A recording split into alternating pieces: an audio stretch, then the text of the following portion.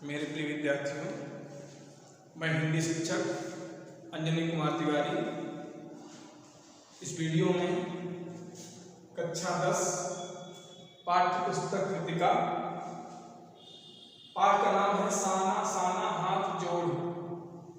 लेखिका है मधु कांकरिया। मधु कांकरिया हिमालय पर्वत की यात्रा करने के लिए अपने साथियों के साथ गई है।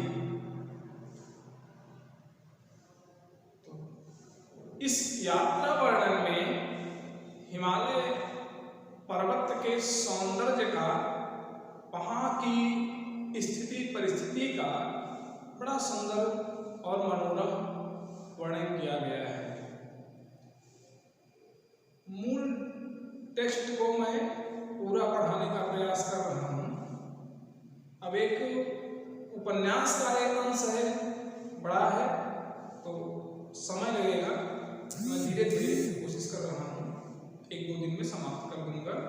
तो जहाँ मैं पिछली वीडियो में समाप्त किया था, आज इस वीडियो में उसके आगे से आप देखिए, पुस्तक खोल लीजिए और देखिए।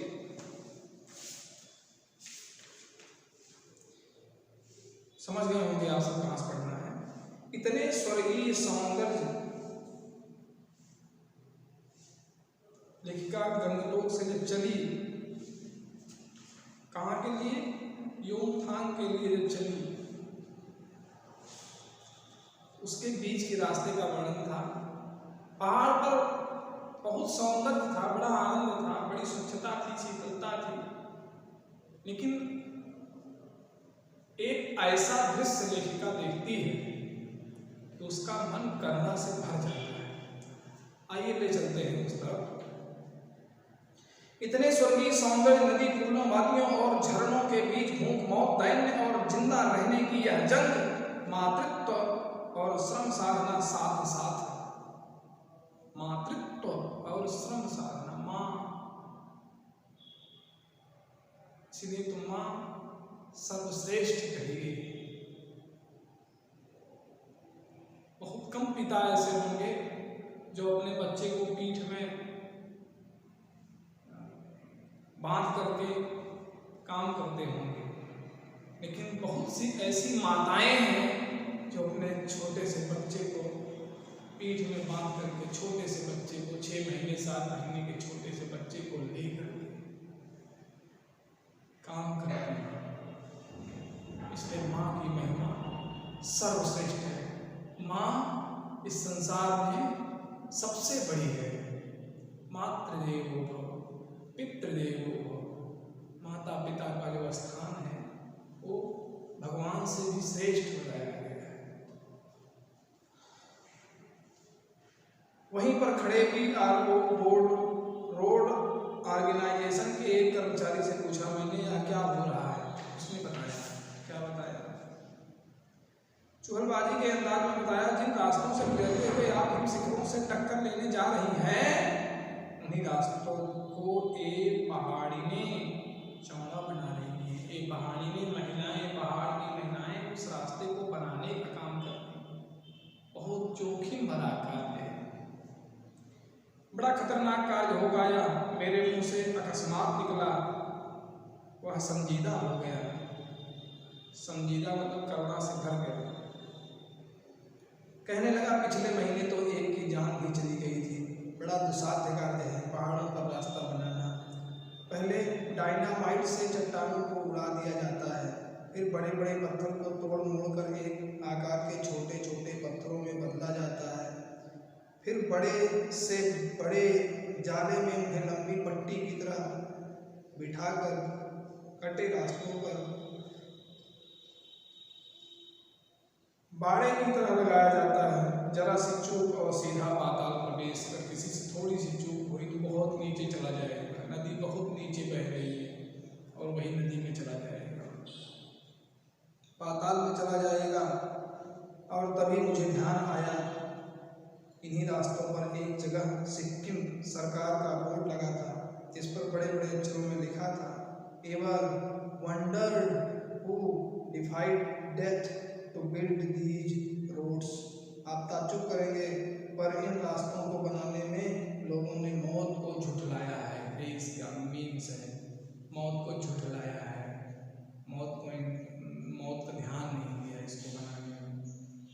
एकाएक मेरा मानसिक चयन बदला। अभी जो आनंद में थी, खिलखिला रही थी, अब गम में हो गई। एकाएक मेरा मानसिक चयन बदला, मन पीछे घूम गया, उस सौंदर्य से मन हट गया। इसी प्रकार एक बार पलामू और गुमला के जंगलों में देखा था, पीठ पर बच्चे को कपड़े से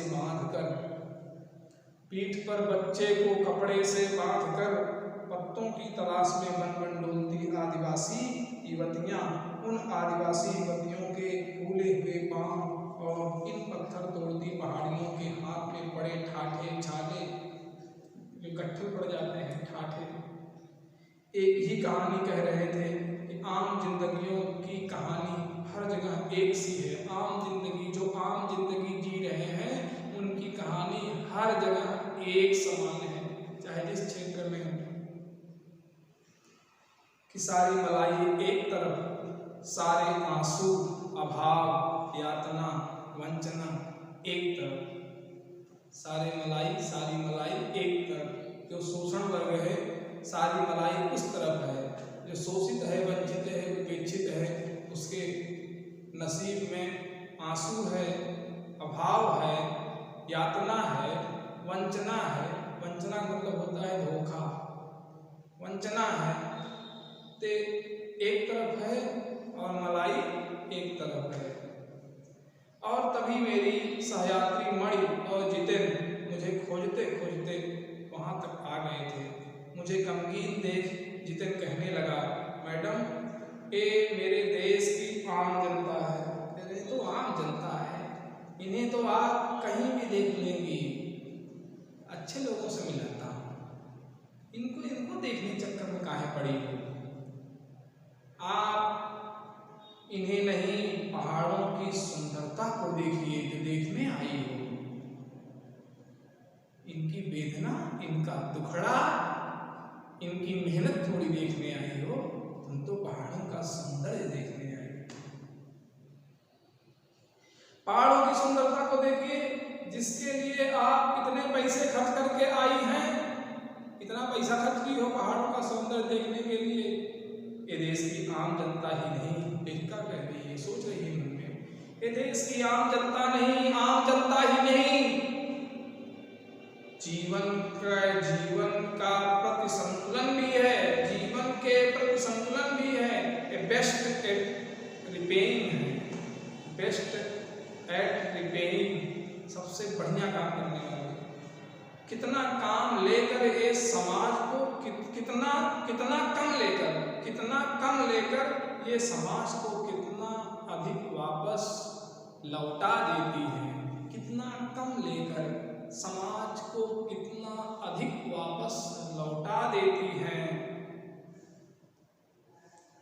मन ही मन सोचा मैंने, हम वापस जीप की ओर बढ़ने लगे कि तभी मैंने देखा वे श्रम सुंदरियां किसी बात पर इस कदर खिलखिलाकर हंस पड़ी थी कि जीवन लहरा उठा था। कोई गम नहीं था उन युवतियों के चेहरे पर, कोई वेदना नहीं थी। लगन से, समर्पित भाव से वो काम कर रही थी हम सब के लिए। हम सब को हिमालय का सौंदर्य दिखाने के लिए, ऊंचे ऊंचे पहाड़ों पर पहुंचाने के लिए वो श्रम सुंदरियां मतलब परिश्रम से जो बहुत सुंदर लग रही हैं, ऐसी महिला जो कठिन परिश्रम कर रही है, लेखिका को वह बहुत सुंदर लग रही है। इसीलिए लेखिका कहती है श्रम सुंदरियां। ऐसा आकर्षण नहीं जो एयर कंडीशन रूम में बैठ करके अपने चेहरे को, अपने शरीर को पालती है, पशुओं की तरह सजाती है, उसको चिकना बनाती है, उसको सुंदरी कह रही है लेखिका। जो कड़ी धूप में काम करती है, जो खेतों में काम करती है, जो श्रम की साधना करती है, लेखिका उसको सुंदरी कह रही है, श्रम सुंदरी। तो फिर क्या है कि श्रम सुंदरियां किसी बात पर इस कदर खिलखिलाकर हंस पड़ी थीं कि जीवन लहरा उठा था। यही जीवन है, यही जीवन का सही आनंद है। और वह सारा खंडहर ताजमहल बन गया था। लग रहा था या भाव में जी रही हैं, एक खड़हर लग रहा था, लेकिन लेखिका को लगा तो सही ओरिजिनल ताजमहल तो यही है, सही आनंद तो यही है। परिश्रम के बाद, अपने कर्म और पुरुषार्थ परिश्रम के बाद जो आनंद मिलता है वो सही आनंद है, वही सुंदरता का ताजमहल है। लेखिका कह रही है जो लोगों की निगाह में खंडहर लग रहा है, अभावग्रस्त लग रहा है, दुखमय लग रहा है, वेदना से परिपूर्ण लग रहा है, वास्तव में श्रम सुंदरियों की यही मुस्कुराहट क्या है, असली सौंदर्य है, असली सुंदरता का ताजमहल है। हम लगातार ऊंचाइयों पर चढ़ते जा रहे थे। जितेन बता रहा था अब हम पर मोड़ पर हेयर पिन बेंट लेंगे, अब हम हर मोड़ पर हेयर पिन बेंट लेंगे और तेजी से ऊंचाई पर चढ़ते जाएंगे। हेयर पिन बेंट के ठीक पहले एक पड़ाव पर देखा 7-8 वर्ष की उम्र के ढेर सारे पहाड़ी बच्चे स्कूल से लौटे। अब हम हर मोड़ पर हेयर पिन बेंट लेंगे, तो हेयर पिन बेंट कोई है स्थान, और तेजी से ऊंचाई पर चढ़ते जाएंगे। हेयर पिन बेंट के ठीक पहले एक पड़ाव पर देखा 7-8 वर्ष की उम्र के ढेर सारे पहाड़ी बच्चे स्कूल से लौट रहे थे और हमसे लिफ्ट मांग रहे थे, हमको पहुंचा दीजिए, सहायता कर दीजिए। जितेन ने बताया हर दिन 3-3.5 किलोमीटर की पहाड़ी चढ़ाई चढ़कर ये बच्चे स्कूल जाते हैं। इनका स्कूल बहुत दूर है। क्या स्कूली बस नहीं? मर के पूछने पर जितेन हंस पड़ा, मैडम यह मैदानी नहीं पहाड़ी इलाका है, मैदान की तरह यहाँ कोई भी आपको चिकना वर्बीला नहीं मिलेगा, यहाँ जीवन कठोर है। नीचे तराई में ले देकर एक ही स्कूल है, दूर दूर से बच्चे उसी स्कूल में जाते हैं और सिर्फ पढ़ते ही नहीं हैं, इनमें से अधिकांश बच्चे शाम के समय अपनी माँओं के साथ मवेशियों को चराते हैं, पानी भरते हैं, जंगल से लकड़ियों के भारी गट्ठर ढोते हैं। खूब मैंने भी ढोए थे। खतरा धीरे धीरे बढ़ने लगा था, रास्ते और भी संकरे होते जा रहे थे। कई बार लगता जैसे रास्तों को इंच टेप से नापकर एक जीप जितना ही चौड़ा बनाया गया है। इंच टेप से नापकर एक जीप जा सकती है, बस इतना चौड़ा बनाया गया। बहुत संकरा रास्ता था, जरा भी संतुलन बिगड़े, इंच भर भी जीप इधर उधर खिसके तो हम सीधे घाटियों में। इन रास्तों पर जगह जगह लिखी चेतावनियाँ भी हमें खतरों के प्रति सजग कर रही थी। सामने ही लिखा था, धीरे चलाएं, घर में बच्चे आपका इंतजार कर रहे हैं। थोड़ा और आगे बढ़े कि फिर एक चेतावनी, we care man eater around, पर हमें नरभक्षी जानवर नहीं, दूध देने वाले याक दिखे। लिखा था कि we care man eater around, नरभक्षी जानवर। दूध वाले दिन वहाँ लेखिका को क्या दिख रहा है? दूध देने वाले याक दिखे, काले काले ढेर सारे याक, पहाड़ों पर गिरती बर्फ से प्राकृतिक ढंग से रक्षा करने वाले घने घने बालों वाले याक। सूरज ढलने लगा था। हमने देखा कुछ पहाड़ी औरतें गायों को चलाकर वापस लौट रही थीं। कुछ के सिर पर लकड़ियों के भारी भरकम गट्ठर थे। ऊपर आसमान फिर धुंध और बादलों से घिरा हुआ था। उधरती संध्या में जीप चाय के बागानों से गुजर रही थी कि फिर एक दृश्य ने मुझे खींचा। नीचे अब देखिए कैसा दृश्य है। नीचे चाय के हरे हरे बागानों में कई युवतियां बोकू पहने, सिक्किमी परिधान है, सिक्किम का परिधान है, पहने चाय की पत्तियां तोड़ रही थी। नदी की तरह उफान लेता उनका यौवन और श्रम से दमकता गुलाबी चेहरा। युवतियां, किशोर युवतियां। एक युवती ने चटक लाल रंग का बोकू पहन रखा था। सघन हरियाली के बीच चटक लाल रंग डूबते सूरज की स्वर्णिम और सात्विक आभा में कुछ इस कदर इंद्रधनुषी छटा बिखेर रहा था कि मंत्रमुग्ध सी में चीख पड़ी थी। इतना अधिक सौंदर्य मेरे लिए असह्य था। समीप जाकर लेखिका देखना चाहती थी। एक लाल रंग का भोगू पहने था, गुलाबी रंग की भोगू पहनी थी। लाल रंग की भोगू मतलब कपड़ा है पहनने का, और वो हरी हरी पत्तियों के बीच में चाय की पत्तियां तोड़ रही थी। बड़ा सुंदर दृश्य। यूमथांग पहुंचने के लिए हमें रात भर लायुंग भी पड़ाव लेना था। गगनचुंबी पहाड़ों के तल में सांस लेती एक नन्ही सी शांत बस्ती लायुंग सारी दौड़ धूप से दूर जिंदगी यहाँ निश्चिंत सो रही थी। उसी लायुंग में हम ठहरे थे।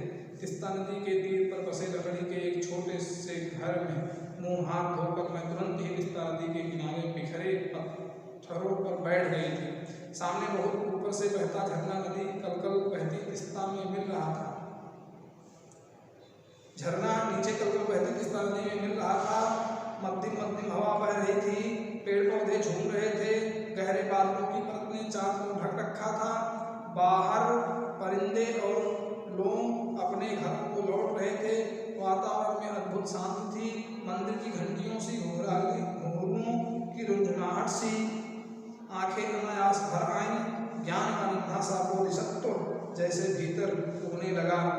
वही सुख शांति और सुकून है जहाँ अखंडित संपूर्णता है। पेड़ पौधे पशु और आदमी सब अपनी अपनी लय ताल और गति में हैं। हमारी पीढ़ी ने प्रकृति की इस लय ताल और गति से खिलवाड़ कर अक्षम्य अपराध किया है।